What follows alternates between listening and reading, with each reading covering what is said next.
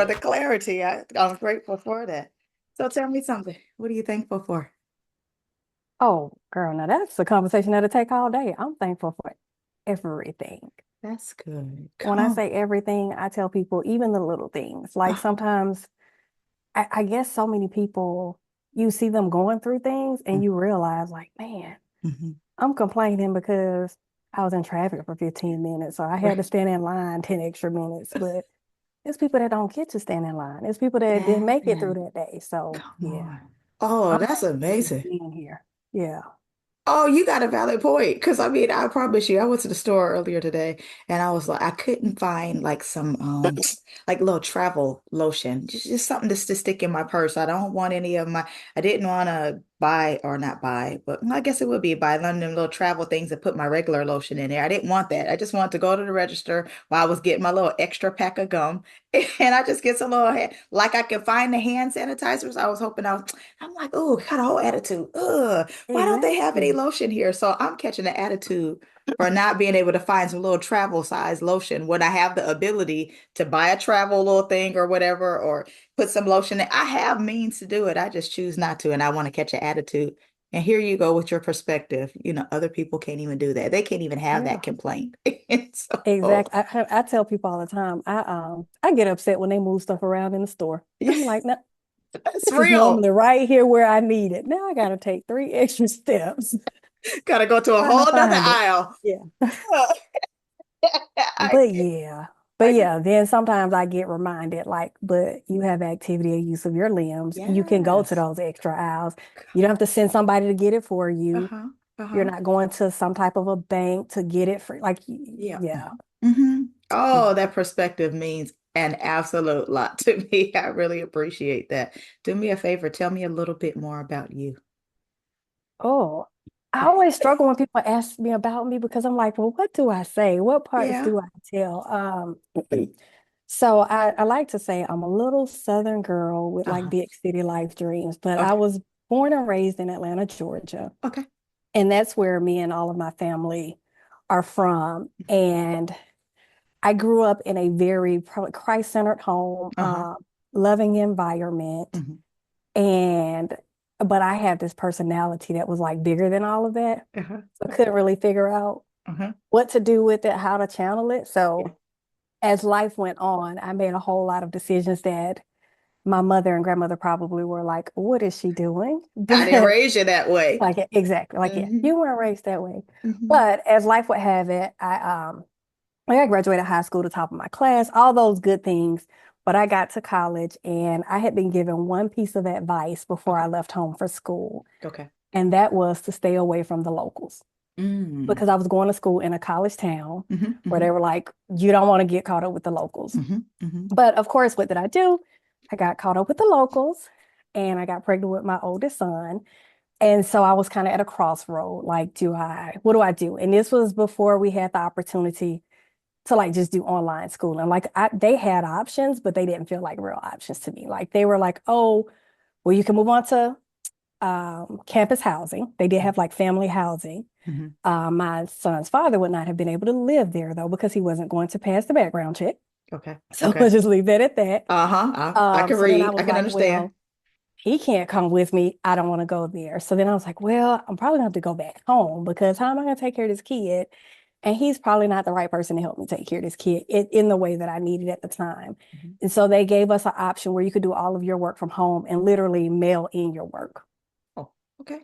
Like, so we didn't have online at the time. So I was like, yeah, that's okay. I'm gonna do it. I brought all the books home and I never did any more work after that. Okay. So at that point, I went to working full time. There was a third option. My mother said you can just move back home and transfer to a school here, but no, I'm not moving back in your house. I got it. Mhm. Big city So dreams, right? exactly. It's like I got this. So I, began that journey of being a single mom and just trying to figure out life. And I was very blessed. I was always blessed with a decent job. Like we got through. Some years later, I met my first husband, got pregnant, had my daughter, and like a year and a half into that marriage, I was like, this ain't it. Mhm.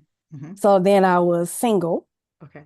with two kids, two different dads, and I was like, in my mind, my life was over because I was like, who's gonna want me? I'm damaged goods. Like I've been through all these things, which really ain't bad stuff. People go through that all the time. Mm-hmm. Mm-hmm. But that was really how I felt. And along come my current husband, which was someone I had known since I was a teenager, but we reconnected. And from there, we just, hey, we had our blended family. He brought kids in, I brought kids in. We put it together. We made it work. I went back to school, Uh-huh. got my bachelor's, got my master's. We dibbled and dabbled in entrepreneurship from, I had a wedding and event planning business. I think he tried to do pressure washing at one. Like we just Mm-hmm. did all kinds of things trying to figure it out. And we hit 40 and my job offered me an opportunity to relocate to their corporate offices. So we decided to leave Atlanta and go to Kansas City. Okay, going to Kansas City. Okay, I'm sorry. I couldn't help it though. I know you're used to that probably, but I couldn't help it. I just Well, couldn't. most people ask, why did you leave Atlanta? And I go, I know it was so hard. But once we got here, we were here maybe a year and a half or so, and then COVID hit, and we were just like, oh my God, like what did we do? We've uprooted our life. Our two oldest kids were finishing college. We had our two youngest here with us. Mm-hmm. Um, and we have a child together as well. So we were just like, well, we just got to make the best of it. And I Mm-hmm. think when I came here, I was just going to be here for 2 years, and then it was supposed to be on to my next promotion. But I'm still here, no more promotions. And so I really at that point was forced to like really just have some deep conversations with God. Like, why do you have me here? What is going on? Mm-hmm. And I really went on like a soul searching mission. I realized that through the process of being everything for everyone else, I had forgotten about me. And so there were just, whether there were dreams or thoughts, just aspirations that I was so busy in the throes of raising kids with blended families. Like we had kids that lived went to school out of district, just the ripping and running. I had a very busy, demanding career. I was a district manager. I had 26 offices I was responsible for. So like I Wow. was just super busy before we left Atlanta. Got to Kansas City and life slowed down. And everybody was like, well, that's good. But I was like, but who am I? And what am I supposed to do? Because Mm-hmm. I'm used to doing for everybody else and being this for everybody else. And now when they don't need me, I didn't Mm-hmm. know who I was. So I had to go get on somebody's couch and say, what is really going on? And so Right, through that right. process, I really like a lot of searching, conversations with Christ, and really therapy helped me to realize that there was a bigger purpose for my life. And that while my corporate career that I've had over 20 years, it taught me all of these skills. And I got paid to learn those skills. And I learned them in some great environments. But the purpose of me learning them wasn't for them, it was for kingdom work. And that's when I really realized that the whole life coach thing, everything I had been through, it was a purpose and for me to go out and help other people. Mm. Even with my oldest son, he had behavior disorders. Like when me and my husband got married, I remember telling him, now he probably gonna live with us forever because I don't Okay. think nobody gonna be able to deal with. Like Okay. he's a mess. And he was like, Okay. it's fine, we'll be okay. He does not live with us. He's an engineer, he's relocated twice since he graduated college. Oh, Like, he's just fine. You know what I'm saying? So wow. it's just like all these things that kind of started falling into place. But then you realize like I had to go through that because Mm-hmm. now I can help another mother through it. And so I have a heart for mothers when they're like, I'm dealing with my child and they have this issue, to say that that doesn't have to be your forever. Even in my own case, like I said, where I dropped out of college. It's like, and you don't have to have a degree to do most of what we do today, but it was something I aspired to and wanted to do. Guess what? I was able to go back later in life and do it. So whatever that is, just helping people to realize that you can do it. And then I really started, when I thought about life coaching, like what do I really want to stand for and do? I really started thinking about all of the things that I had overcome, and while Mm-hmm. they were simple things, it made me question why I did the things I did. And it was all rooted in beliefs Mm-hmm. that I had growing up. Yeah. And you don't challenge those beliefs, it's just how you was raised. But then you start realizing like my mother did everything for everybody. My grandmother was everything. Like, so I just fell into this pattern that really didn't serve me well at all. Mm-hmm. Mm-hmm. And so that just kind of became my mission, to help people break those limiting patterns. I call them generational curses. Mm-hmm. Some people don't everybody don't relate to that the same. I don't really understand what it means. So it's just a limiting belief or a pattern of behavior that you have that's keeping you stuck. Yeah. I'm with you. I grew up, I'm a church baby. So I Yeah. grew up, I'm a Pentecostal baby. I grew up in the Grand Old Church of God in Christ. So for me, I totally understand some of the worldviews that you're making reference to, because for me, I that was what I grew up as. That is what was Yeah. embedded in me. So for me, what they taught me is what I learned, and that's just what I went ahead and did until I got up a little age myself. And then I realized I was like, some of these things I don't quite agree with, and Yeah. some of these things just don't fit me. And then I got my personal relationship with Christ for me. And then once I did that, and I was like, oh, some of these are dogmatic views. And I'm like, and I don't take away any of my upbringing. And I don't take away any of the foundation that was laid, but there are just certain things that wasn't for me, and that was your worldview or your conviction. So because that's your conviction, you can't apply that to me and then make me feel like I'm going to hell just because that's your personal conviction. Exactly. So I tell people, yeah, it's some stuff that I'd be like, that ain't even in the Bible nowhere. it's Like, not that's scripturally just what we based. say. That's just what we say, Hmm. but yeah. So like even when we landed here, the church we found here, it's a non-denominational church, but I was like, hey, I'm gonna give it a shot. Every Sunday he preaches the same word we preach. When he prays in Jesus' name, but some of the traditions and rituals he just doesn't subscribe to. Hmm. And I don't feel any less connected to God. You know Right. what I'm saying? In fact, I feel more connected, but Ain't that probably something? because you've kind of gotten rid of all of the fluff. Hmm. But yeah. And But I some of them also think, limiting beliefs. yeah, So I I also get think it. it just, yeah, it allows us to say that the word is relevant for each time frame. You just have to take it and apply it. Don't change it, but Hmm. apply it to where Hmm. we are today. Absolutely. I totally agree with that because I mean, I believe in that. There was a song that you said that you used to sing that you said you got to serve the present age. So for us, or for me, I totally believe in that, being able to serve the current generation and the age that we're in, still taking some of those beliefs or them worldviews, some of the good foundational stuff, but that's some of it's not applicable for the now. So I Exactly. have to be able to, or either I still can apply that, but I got to say, hey, how is it happening now? And how can I take that same principle and make it live right now so that we can still do what's right and we still do, what we need to do, but it still serves me and serves my purpose. It serves my vision. It serves how I need to flow in life. Not compromising the Exactly. word though. Got to Exactly. use Yeah, I what agree. what strategies do you use to overcome some limiting beliefs and behaviors that you have, or that you would say for some of your clients? I think the first thing I do is I kind of take them on a journey of let's uncover and identify. Like because Mm. sometimes true story, talking with a really close friend of mine, we've been friends for over 20 years, Wow. and she was talking about something she was dealing with. And I just asked her, I was like, well, where did that come from? And she was like, what do you mean? I was like, where did it come from? She was like, you're not going to use that on me. It's not a generational curse. I was like, oh, but it is. And so like, so just really that discovery process is really, really critical. Hmm. Um, and with some of my clients, I have to be very upfront with them and say, as you go through this journey, you may uncover things that are deeper than what we're going to touch in life coaching. So you might need to couple it with therapy. I like to give people that Absolutely. disclaimer because sometimes it's just emotional realizing that you kind of believed in something a long time that might not really be right for you anymore. Hmm. But once we go through that process of the discovery and uncovering, then I take them on a journey of believing. Like Okay. if you could take away all the limits, kind of like blue sky thinking. Okay. Like if you had your perfect day, it was 5 years from now, and all the things we just realized were limiting you were no longer limiting you, Hmm. what would a day in your life be? Hmm. And Okay. it is really hard for some people to do the blue sky thinking because the first thing they think about is, well, I'll have to go to work or like Hmm. they start thinking about the things. But in your perfect world, if you're trying to be an entrepreneur and work for yourself, you wouldn't have to go to work. You'd have to go to Right. your place of business or Hmm. so Hmm. really helping them kind of remove all limits and get that blue sky picture.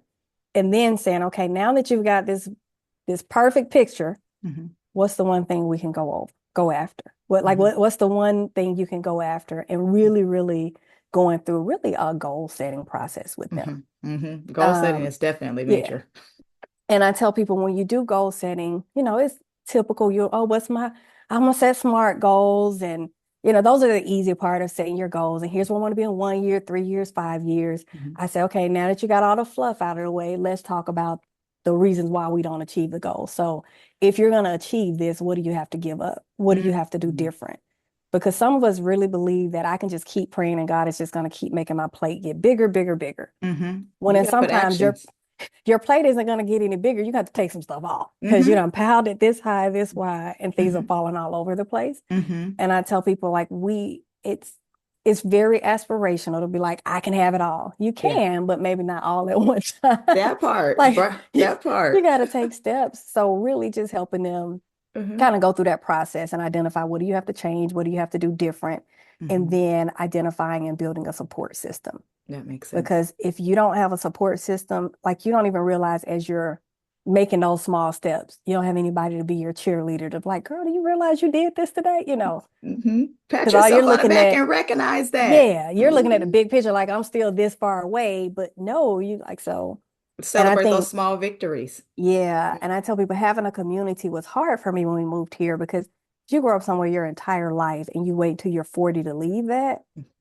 Like, and then true Yeah. thing, making friends over 40 is hard. It's difficult. It is Absolutely. I don't difficult. care what nobody says. Yes. Absolutely. And I tell people, they're like, oh, well, you have to make yourself. I was like, but people already have their cliques or whatever you want to call them, not in a Mhm. bad way, but they already have their friend groups, like people that they've been with for 10, 15 years, and you're trying to kind of Yeah. Eh, infiltrate. And we're mhm. famous for no new friends. It's Oh God, like, yeah. where's she trying to come into our circle? Oh. So that, and then I tell people, and then your own beliefs, like after you get a certain age, you know what you like and don't like, and you can see one thing and be like, oh, I'm out. And you didn't Yeah. really even give the person Didn't give a him a chance. chance. Didn't So give it's him a like, chance. yeah. So I think that was probably the hard part for me was saying, okay, it's okay to have my friends, my sister that we talk all the, but I got to have a community of people that I can reach out and touch sometimes. Not that I got to get on a plane or get Mhm. on a video screen, but somebody that I can physically go, I need to touch you. yeah, Hey, what's up? I need a hug today. Like, hey, exactly. can we go get some ice cream, some coffee or something? Like, it's good to, and especially a community even outside of your home, because you have your Exactly. family, you have your husband, you have your kids, and they feel good too. But sometimes I just don't want to be around you guys, not in a negative way. It is not speaking anything against you, but sometimes I need an outside perspective. I'm still going to come back home and talk to hubby and say, hey, guess what I talked about? Guess what I discovered Exactly. today? But it's just another outside perspective. And it's just like, hey, it kind of helps you to expand your borders. And you never know who has a reach. And I'm not saying I'm becoming friends with you because, oh, you know this person. And no, I need you. I need you to know this person because this person matters. So, and I want to know you genuinely for who you are. That making friends over 40, you are not lying, is something else. But I moved from Seattle down to Florida, but I did it in my 20s. But it was still something difficult because even I'm the baby of three, but it was just one of those like, yeah, I don't know. I became kind of like a loner to a degree. My brothers were 9 and 7 years older than I was. So I'm like, yeah, I'll be friendly to you, but for me to call you friend was two totally different things. So I'm like, yeah, I don't know if I want to even, no, I don't want you. Ooh, you just look, I don't like your Mm-mm. smell. You got cologne. Ugh, your hair's too short. I'm not gonna lie to you. I was really judgy like that. And I'm like, no, I don't want to talk to you. And then I kid you not, I just grew up.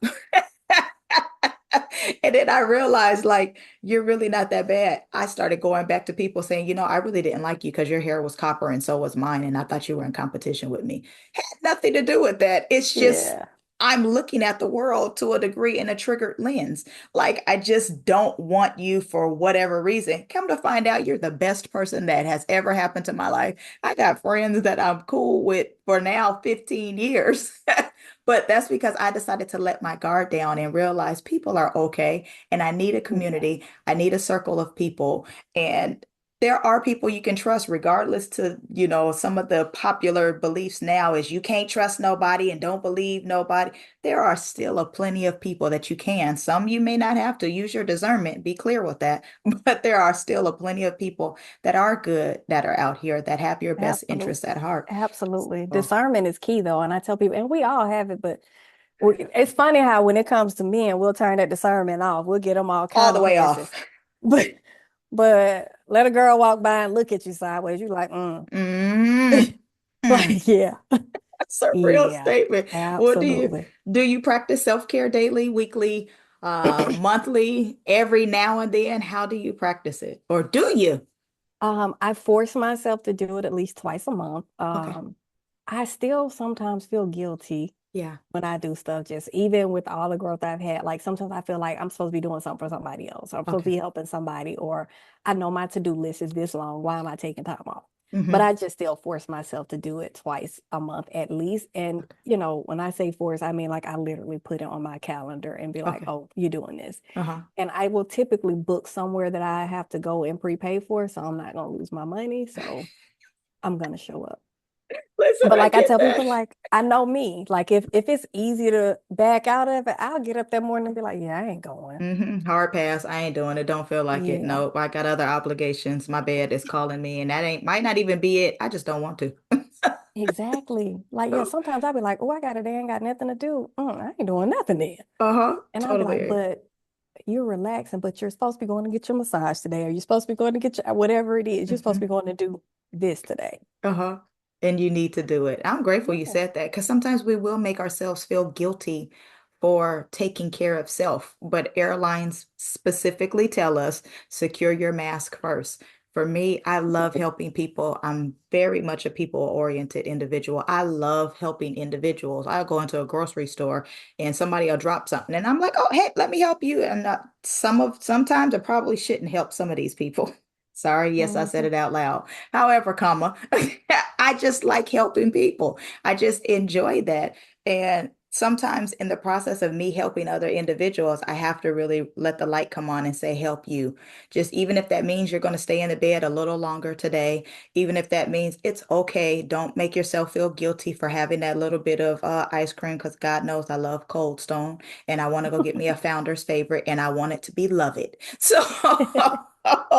But sometimes those are just little moments that you have to take. I'm not really big on going to movies, but I will take a moment and say, hey, treat yourself to a movie. I got to be in a matinee because if it's later in the day, I'm going to I'm sleep. going to sleep. Yes. Yes. But it's okay, and I can't make myself feel guilty for that. Some of those words that I spew out to other individuals, I have to eat those too. And saying it's okay to take a self day. Pay attention to you, girl. It's all right. Don't feel guilty. And then I have to look in the mirror and be like, it's okay, girl. Don't feel guilty. Go on and do something to take Exactly. care of you. Yep. So, And you said something that resonated with me when you said like you love helping people. I mhm, used to think that my gifts were curses, really, mhm, because mhm. they were things that like I love to talk. Yeah.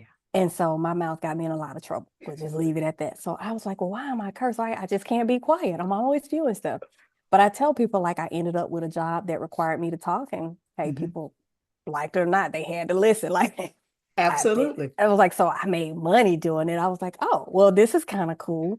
But but yeah, like I would be like, oh, I like helping people. And when we started going to the church we're at now, when we joined there, they had us do like a spiritual gifts assessment. Mhm, And when it came back, what some of my spiritual gifts were, that was when it resonated with me. Like, okay, you like to talk but you also have the gift of encouragement. So mhm.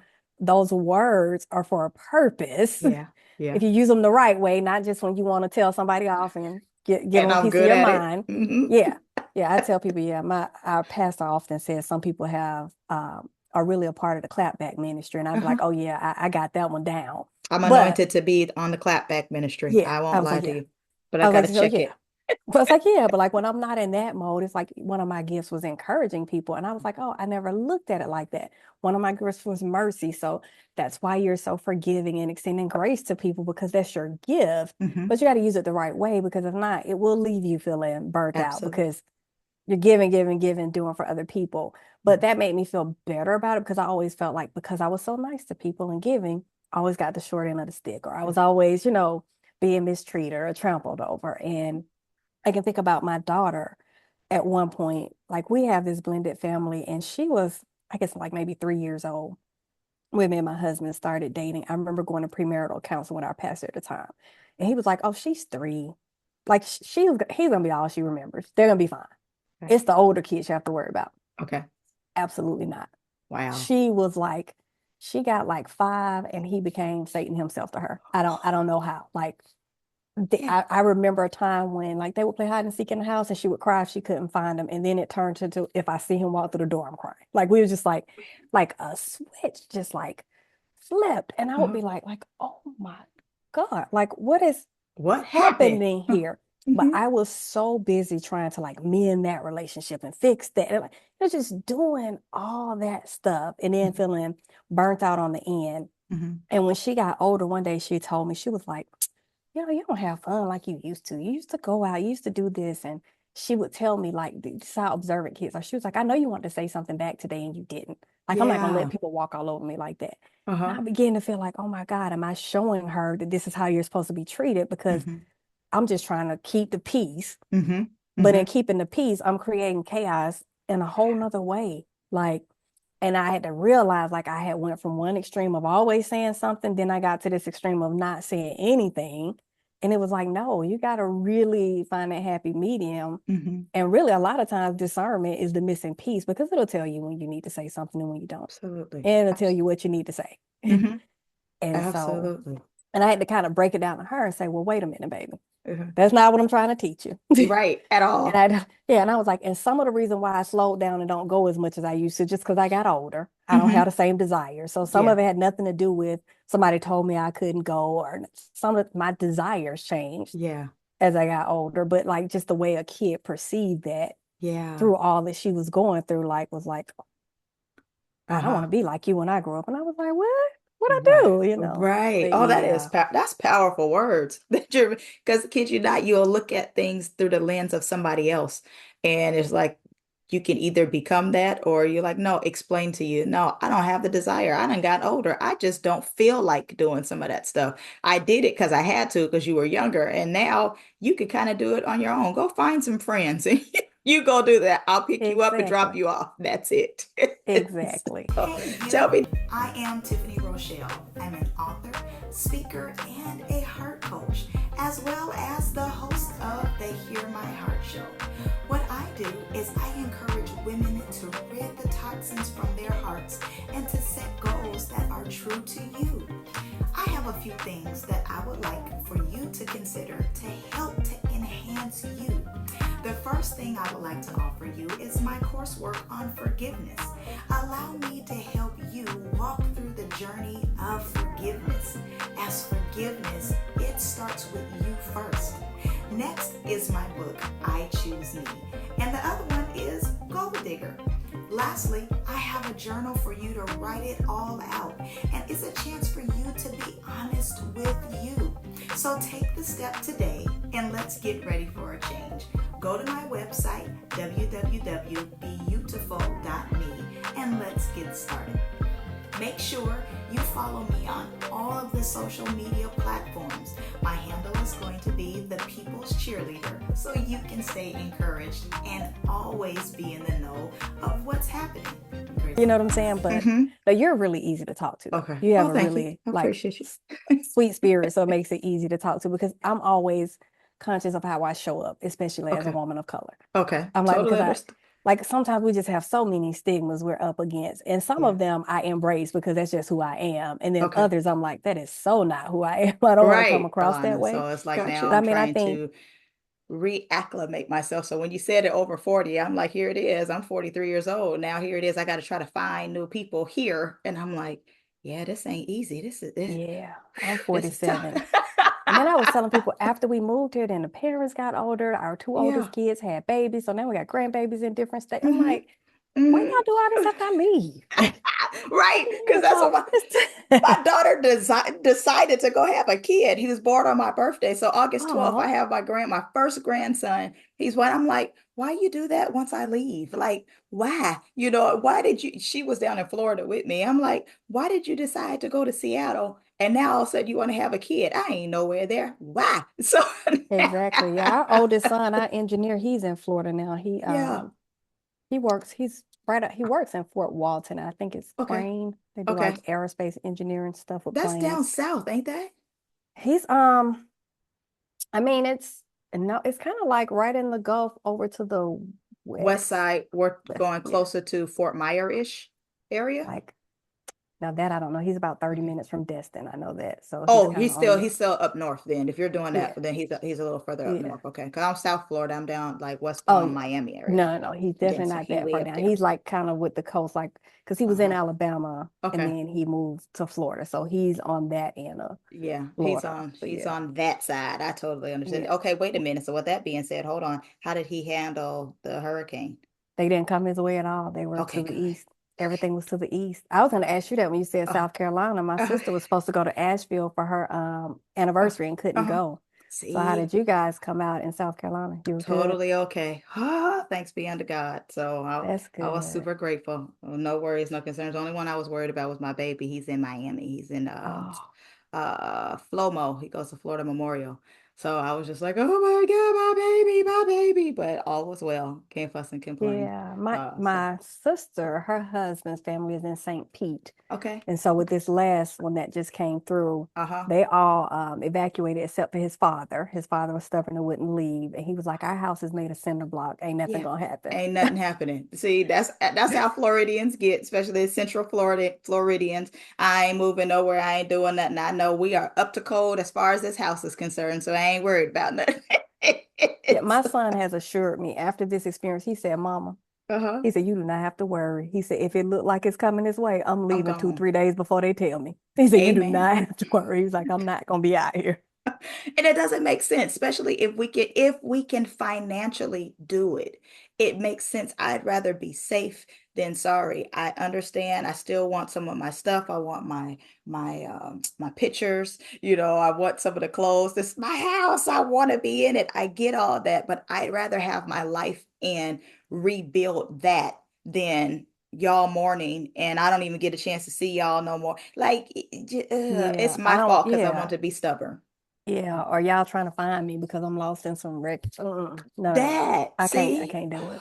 Yeah, see, I was like, that's yeah, that's not my port. That's the only thing I hate about the Midwest, them doggone tornadoes, honey. When them sirens go off, uh-huh. I'd be the first one, like, I'm going to the basement. I'm like, Uh-huh. y'all didn't hear that? They'd be like, Hmm. what? The sirens are going It's off. We need to go down. go now. Hmm. And I'd be down there praying. My husband be like, it's not gonna be, it's gonna be okay. I think the Uh-huh. closest one has come to us was probably about maybe 10 to 15 miles away, but that's Wow. super close. Do you That's realize how close close. that is? Absolutely. That's like not even a 30-minute drive, dude. It's Like, not. That's that's real close. I was close. like one different shift in wind blow, and that's on top of us. So, Definitely can, because but that's yeah, that was the thing for this last hurricane that just happened recently, was it was in our area. The hurricane didn't hit our area, it was the tornadoes. So it yeah, wasn't anything that was like we were really worried about all the extra stuff that was going on. It's we talking about, like you said, they're like minutes from the house, 5 minutes from the house, wreckage that's from way down there. How did it make it way down here? Huh? So yeah, that be the thing right there, them tornadoes. Well, again, thanks be unto God, everyone is safe. Some of them have yeah, lost some stuff. We didn't lose lives. We lost belongings. exactly. We lost things, but all those things can, if they can't be, you might have needed to upgrade it anyway. So you I have know. life and we have strength and we have our health. Certain things that we lost, it's okay, but we didn't lose a life. So Yeah, that's my attitude and I'm grateful for. So I absolutely. think